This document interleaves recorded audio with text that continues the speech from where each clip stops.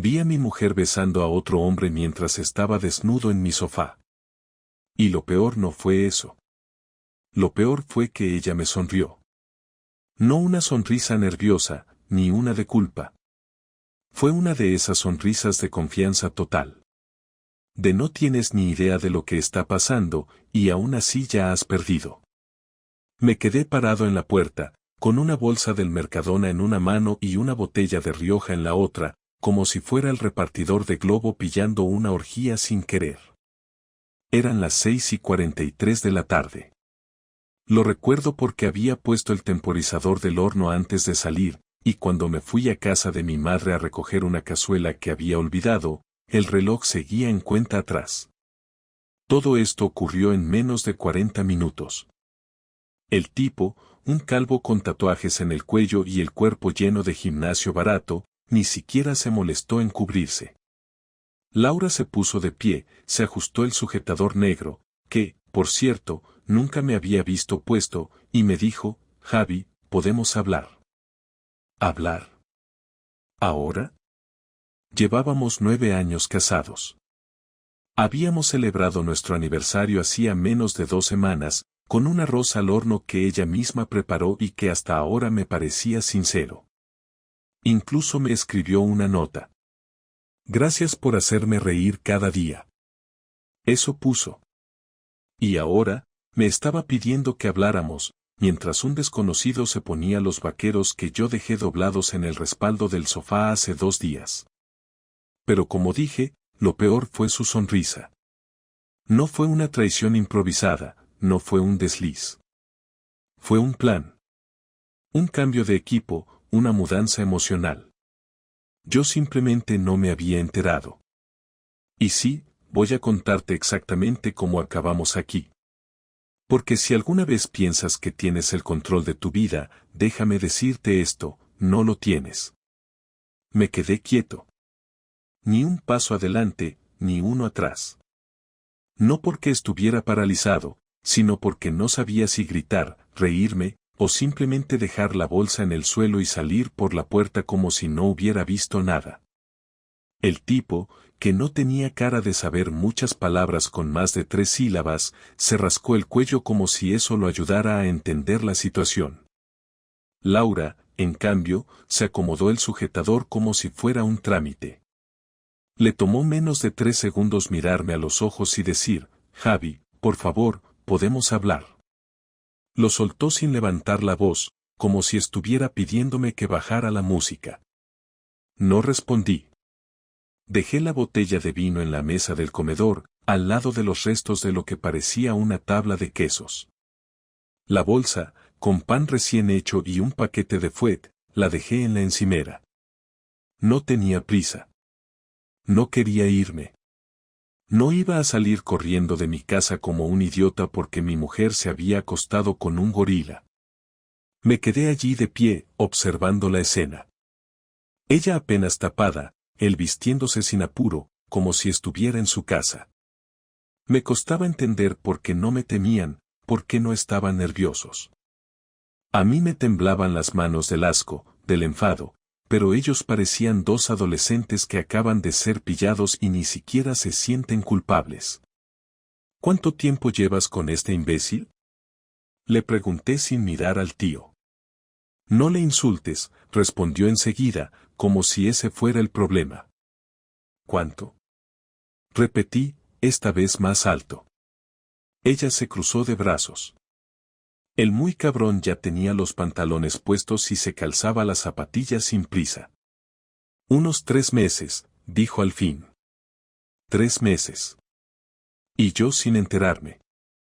Durante ese tiempo habíamos ido al cumpleaños de su madre, cenado con amigos, discutido por tonterías, hecho la compra juntos, compartido cama, incluso follado. Y todo eso mientras ella venía a esta misma casa, a este mismo sofá, a abrirle las piernas a ese tipo. Empecé a sentir una presión en el pecho, pero no dije nada. No pensaba darle el gusto de verme derrumbado. ¿Y él quién es? Pregunté, ahora sí mirándolo a los ojos. Se llama Rubén, dijo ella, trabaja en el gimnasio del barrio. Nos conocimos allí. Rubén. Encajaba perfectamente. Tenía esos brazos de catálogo barato de suplementos y una expresión de haber dejado el pensamiento crítico en la taquilla. El tío me sostuvo la mirada un segundo y luego la bajó, como si acabara de notar que no estaba en su salón. Por un momento imaginé clavarle una silla en la cabeza, pero sabía que eso me iba a complicar más las cosas. Él no valía ni un parte de lesiones. ¿Y tú? ¿No tienes nada que decir? Le pregunté directamente. Tío, yo no sabía que estabais mal, ella dijo que. ¿Ella dijo qué? Le corté. ¿Que yo era un hijo de puta? ¿Que no la cuidaba? ¿Que dormíamos en camas separadas? Rubén no contestó. Laura se acercó, despacio, como si pudiera arreglarlo con un poco de ternura. Javi, esto no es tan simple. Yo estaba confundida, me sentía sola, tú estabas distante, no hablábamos como antes. ¿Y por eso te lo follaste en el sofá de casa? Escupí la frase como si fuera veneno. No es tan fácil como lo haces parecer. No lo planeé, pasó. Me dejé llevar. ¿Te dejaste llevar? ¿Qué sois, dos adolescentes en un festival? Silencio. Rubén, por suerte, cogió su mochila y se fue. Ni una disculpa, ni una palabra. Solo una puerta cerrándose. Me giré hacia Laura. Ella tenía los ojos rojos, pero no lloraba. Me dio la sensación de que ni siquiera se arrepentía. No era una mujer rota por la culpa, era una mujer molesta porque la habían pillado. Me acerqué al sofá, lo miré, como si pudiera ver la escena completa aunque no la hubiese presenciado. ¿Lo hicisteis aquí mismo? Pregunté. Sí, admitió. Lo siento. Me reí, sin humor. Tú no sabes lo que significa esa palabra. Si lo sintieras, no lo habrías hecho aquí, en nuestra casa. ¿Te imaginas que yo hiciera lo mismo en tu cara? No es lo mismo. Ah, ¿no? Explícamelo. A ver si consigo entender esta lógica tuya en la que puedes destrozar un matrimonio y seguir queriendo hablar. Laura no tenía respuesta. Se sentó en el sofá, cruzó las piernas y bajó la cabeza. Por primera vez en todo el rato pareció más pequeña, más frágil. Pero no me dio pena. En ese momento solo pensaba en que había compartido años de mi vida con una persona que era capaz de destruirlo todo sin remordimientos.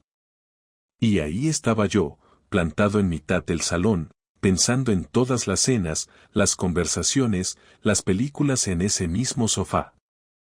Todo se había vuelto una mentira. Me fui a la habitación, cerré la puerta, y por primera vez en años, eché el pestillo.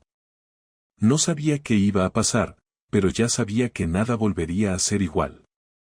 No dormí esa noche. Tampoco lo intenté. Me senté en el borde de la cama durante horas, con la cabeza llena de imágenes que no quería, pero que no podía evitar. Laura y ese imbécil. En mi sofá. En mi casa. En el salón donde poníamos el árbol de Navidad. El mismo donde celebramos nuestro primer aniversario con una cena ridícula de pizza congelada. No podía dejar de pensar en lo estúpido que había sido. En todo lo que no vi. En cómo me habían convertido en el payaso del edificio. Cada crujido de la madera del pasillo me ponía más tenso. Sabía que ella seguía despierta.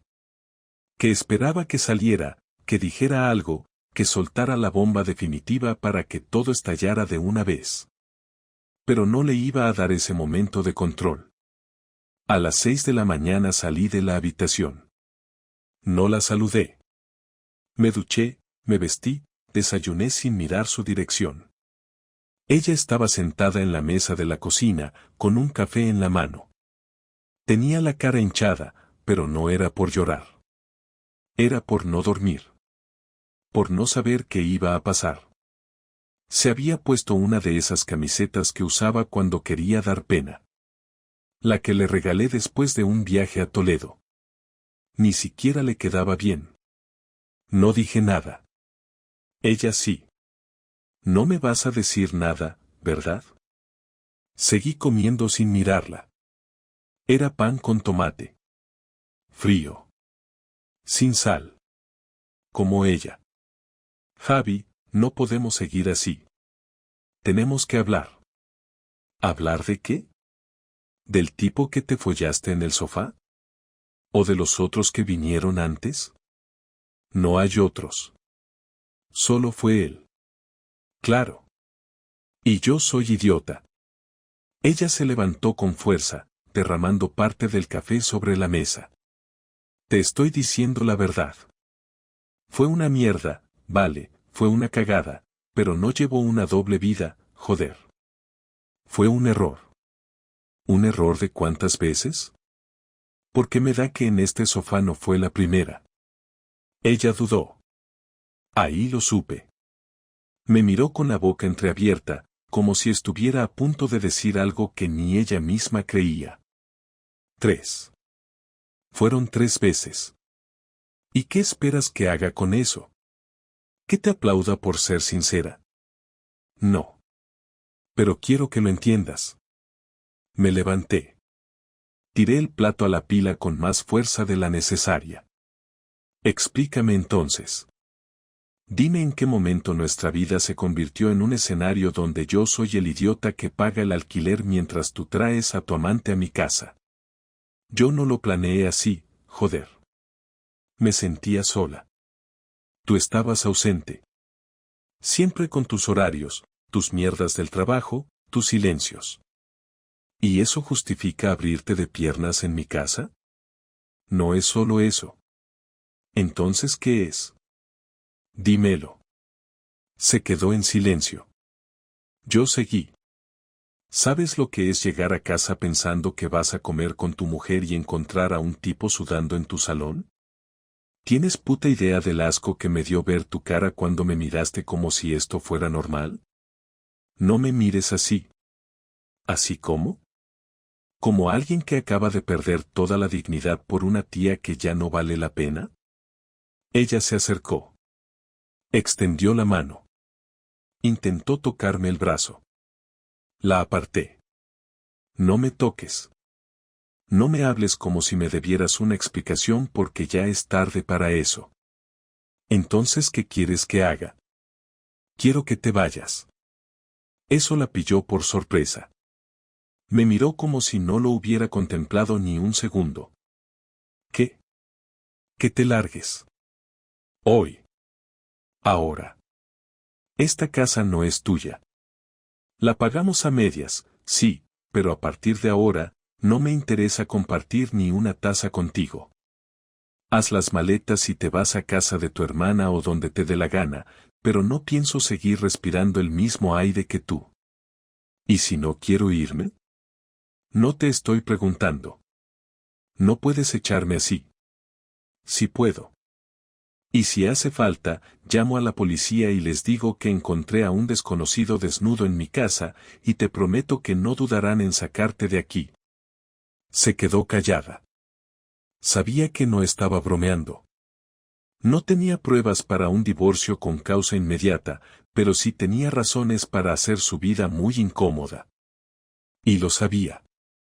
Caminó hasta el pasillo, con paso lento, y entró en la habitación. No la seguí. Me quedé en el salón, mirando las marcas en el cojín donde ese idiota había dejado su sudor.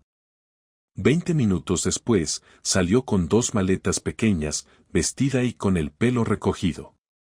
¿Dónde vas a ir? Pregunté. A casa de Clara. No te preocupes, no te voy a molestar. Tarde. Salió por la puerta sin decir nada más. Ni una disculpa. Ni una promesa. Ni una súplica. Solo el sonido de la puerta cerrándose. Y así, en menos de una hora, pasé de marido a hombre solo en un piso que olía a traición. Cuando la puerta se cerró y me quedé solo, sentí una mezcla entre alivio y rabia que no sabía cómo gestionar. Me senté en el sofá, en el mismo donde la había visto con él, y lo primero que hice fue levantarme. No podía estar allí. Limpié los cojines con lejía, como si eso pudiera borrar la imagen, pero sabía que daba igual. El daño ya estaba hecho. Durante todo ese día me moví por la casa como un zombi, recogiendo cosas, quitando fotos, metiendo en una caja todo lo que me recordara a ella. No lloré. No me dio por eso. Lo que sentía era otra cosa, una especie de energía que me pedía hacer algo. No venganza como se ve en las películas, nada de dramatismos, sino algo más práctico, más real. Quería que sintiera una parte de lo que me había hecho sentir a mí. Quería que le doliera perderme de verdad, no solo como pareja, sino como hombre, como hogar, como estabilidad. Lo primero que hice fue revisar todas las cuentas bancarias. Teníamos una conjunta, pero yo también tenía una personal que apenas usaba. Me llevé todo lo que era mío, la mitad exacta, y lo puse a salvo. Cambié las contraseñas del banco, de Netflix, de la cuenta del gas, del seguro del coche. Todo lo que estuviera a mi nombre pasó a estar bajo mi control absoluto. No me iba a quedar de brazos cruzados mientras ella vivía tranquila en casa de su hermana contando una versión edulcorada de los hechos. Sabía que iba a decir que nos distanciamos, que no la cuidaba, que no hablábamos, que fue un error de debilidad. Pero lo cierto es que lo planeó, lo hizo en casa, y no mostró ni una gota de remordimiento. Yo, en cambio, tenía que seguir pagando facturas mientras ella se revolcaba con un tipo que probablemente no sabía escribir hipoteca. Después llamé a Clara, su hermana. Una conversación breve. Hola, Clara. Solo para confirmar que Laura está contigo. Sí, llegó esta mañana. Está mal. Me alegro. Javi, no sé lo que ha pasado, pero no me importa lo que tú pienses. Solo quiero que le digas que sus cosas estarán en cajas el viernes. Puede venir a buscarlas o enviar a alguien. Si no, las saco a la calle. ¿Estás bien? No. Pero estaré. Colgué sin esperar respuesta. Lo siguiente fue lo más difícil, contarle a mis padres. Fui a casa de mi madre esa misma tarde. Se notaba que no esperaba verme tan pronto después de haber pasado por allí el día anterior. Me recibió con un café y esa mirada de madre que lo nota todo antes de que abras la boca. ¿Qué ha pasado? Laura me ha engañado. No lo dije llorando ni con dramatismo. Solo lo solté, como si estuviera informando de una fuga de gas. ¿Con quién? Con un tipo del gimnasio. Ella no dijo nada durante unos segundos. Luego se levantó, abrió un armario y sacó un tupper con croquetas. Siempre hace eso cuando no sabe qué decir. ¿Y ahora qué vas a hacer? Ya he empezado. Estoy quitándola de todo. Quiero que sienta que ha perdido más que a un marido. ¿Vas a divorciarte? Sí. Pero con calma. Quiero que vea cómo desaparece todo poco a poco. Esa noche redacté una carta. No una emocional. Una lista clara y directa de todo lo que se iba a cambiar. Las cuentas. Los seguros. Los testigos del juicio si hacía falta. Le puse fecha límite para recoger sus cosas. Le dije que no quería volver a verla en persona. Que todo lo que tuviéramos que hablar se hiciera por escrito. Le dejé claro que si intentaba hacer algún movimiento para parecer la víctima, yo tenía memoria suficiente para desmontarlo todo. Le recordé que no tenía hijos, que no compartíamos mascotas y que yo tenía pruebas de lo que había hecho, aunque no las necesitara. Cerré el sobre y lo dejé en la portería de casa de su hermana. No me contestó ese día. Tampoco el siguiente. Fue al tercero cuando recibí un mensaje de su número, corto. Vale. No me esperaba esto de ti, pero está claro. No le respondí. No hacía falta.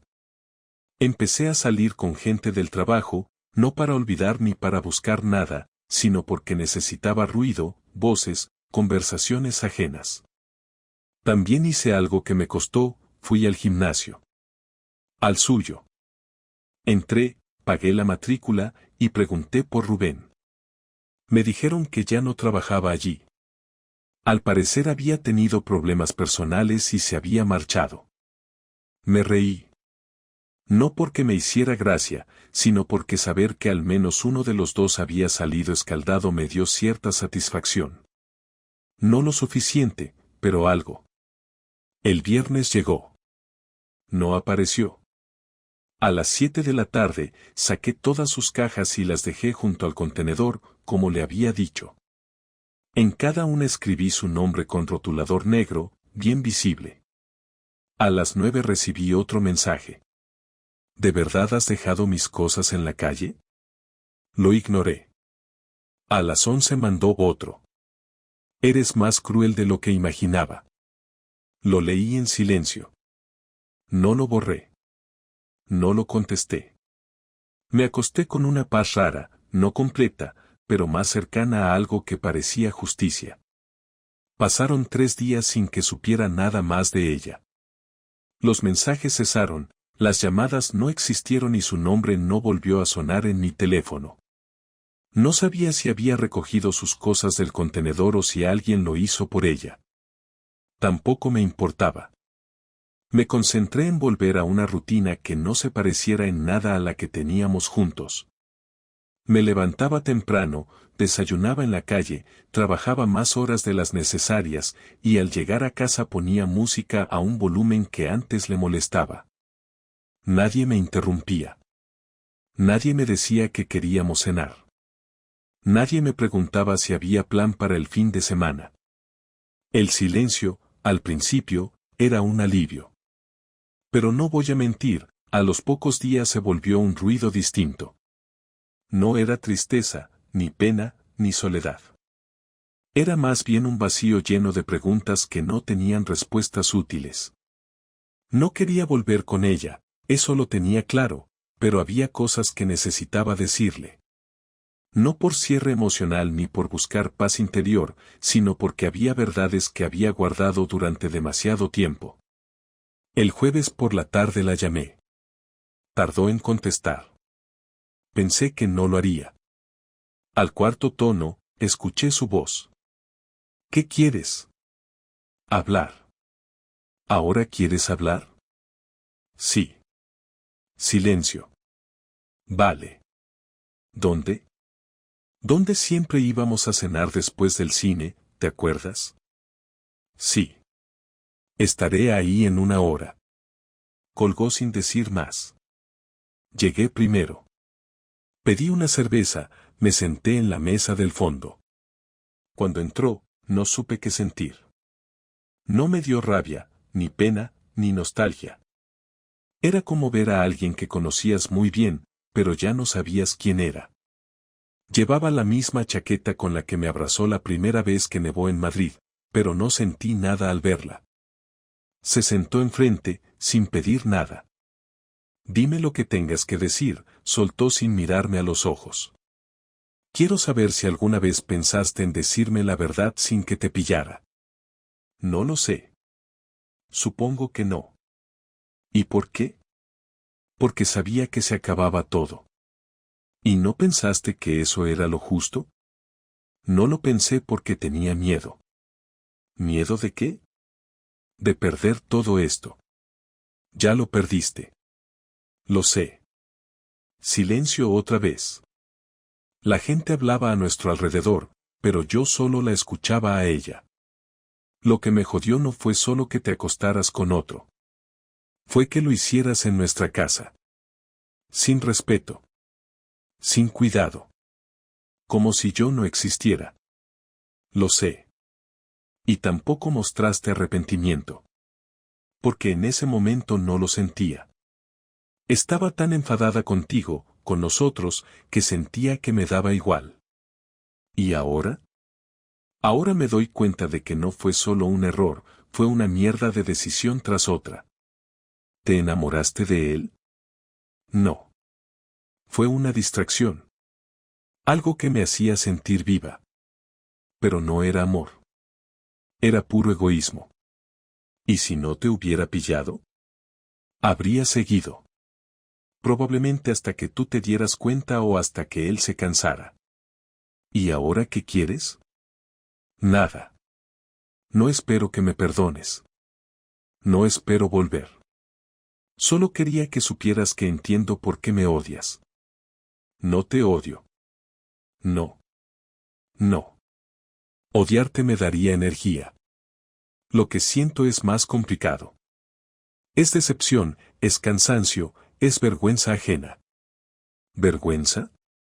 Sí. Porque has hecho el ridículo. Porque traicionaste a alguien que nunca te lo mereció. Porque hiciste algo tan básico, tan cutre, que ni siquiera tiene drama. Solo tiene asco. Ella bajó la cabeza. No lloró. Solo se quedó callada. ¿Vas a firmar los papeles? Le pregunté. Sí. Los mandaré mañana por burofax. Léelos, fírmalo todo, y se acabó. Vale. Nos quedamos así unos minutos más. No nos dijimos nada. No hubo abrazos, ni lágrimas, ni últimas palabras dulces. Me levanté, dejé un billete sobre la mesa y me fui. No miré atrás. No me importó si se quedó allí una hora o si salió detrás de mí. Solo caminé hasta casa, sabiendo que, aunque todavía dolía, al menos había terminado de decir todo lo que tenía que decir. Al día siguiente me levanté más temprano de lo habitual, no porque tuviera algo importante que hacer, sino porque había dormido mejor que en las últimas 2 semanas. Me preparé un café, encendí el ordenador y redacté el correo a mi abogado. Le adjunté el borrador de divorcio y le pedí que lo mandara por burofax a la dirección de la hermana de Laura. No sentí alivio, ni orgullo, ni rabia. Solo lo hice como se hacen las cosas que deben hacerse. A mediodía ya tenía confirmación de recepción. Esa parte estaba cerrada. No sé cuánto tardará ella en firmar, pero ya no es asunto mío. Todo lo que podía controlar, ya lo puse en orden. Esa tarde fui al trastero y saqué las 2 maletas grandes que tenía guardadas. Metí la ropa de invierno, algunas cosas personales y un par de objetos que no quería seguir viendo todos los días. Fotos, regalos, papeles viejos, todo lo que me ataba a una etapa que ya no existía.